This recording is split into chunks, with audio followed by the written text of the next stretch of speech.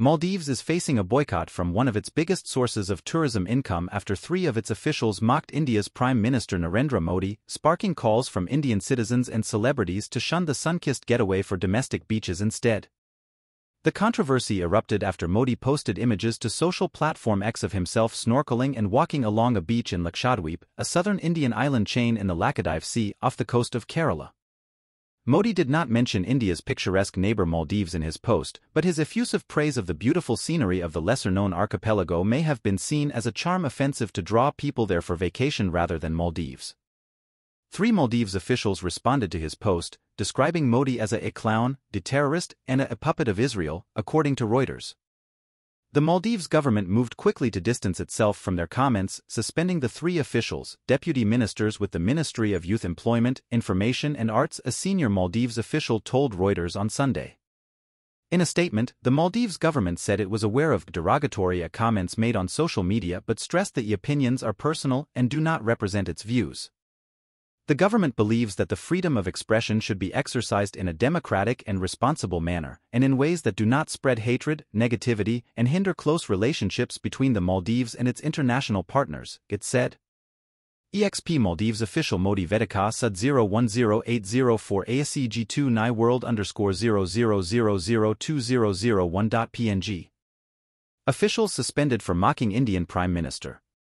309 Source, CNN. The incident comes at a sensitive time as Maldives President Mohamed Muizzu embarks on a 5-day visit to China, his first as president following his election win last October. Muizzu is known for his pro-China stance and pledged to end his predecessor's India First policy in a region where New Delhi and Beijing vie for influence. During the trip, he's expected to meet Chinese officials and sign key agreements to improve trade, professional, and socio-economic development, according to a government statement. But while Muizzu will be keen to tighten ties with Beijing, the tiny Indian Ocean archipelago, home to around 500,000 people, can't afford to alienate its closest neighbor. Maldives relies heavily on tourism and a large slice of that income comes from India. Last year the world's most populous country accounted for the largest group of tourists visiting its tropical beaches, according to Maldives' tourism website. In this photograph taken on September 24, 2023, tourists disembark from a seaplane at a resort in Ba Atoll in Maldives. Tourists disembark from a seaplane at a resort in Ba Atoll in Maldives on September 24, 2023.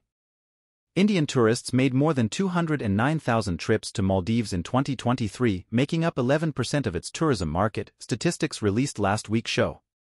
Russia contributed about the same amount and China wasn't far behind, providing 187,118 visits, or 10% of the total.